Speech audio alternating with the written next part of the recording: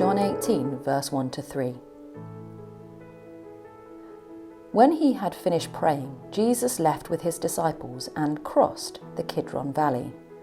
On the other side there was a garden, and he and his disciples went into it.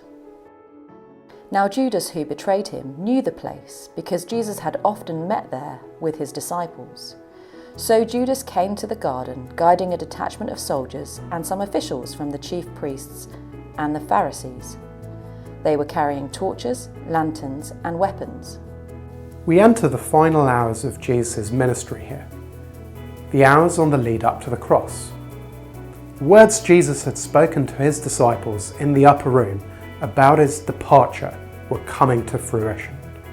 And we see two things here. Firstly, we see here man's evil intent. Judas's betrayal, the soldiers with weapons intending to arrest Jesus, the religious leaders who should have known better from their knowledge of the Old Testament Torah intending to do harm.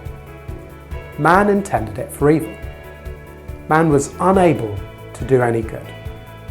And this is why it was necessary for Jesus to come, to do something about man's heart.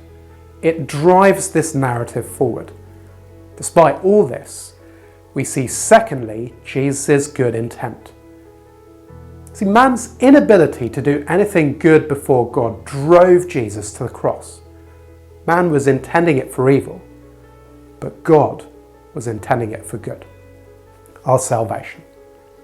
In the upper room, Jesus predicted and told his disciples in John 13 that one of them would betray him. And even knowing his betrayal was coming, Jesus didn't try and run away or escape his arrest. He didn't hide in a secret place, but instead crossed the Kidron Valley and headed to a place familiar to all his disciples, a place Jesus knew his betrayer Judas could find him. And Judas did find him, leading a group of armed soldiers and chief priests ready to arrest Jesus. So today, let's be thankful to Jesus that even though he knew what was going to happen to him, he did not escape or run, but willingly submitted himself to his Father's plan that would lead him to the cross to secure our salvation.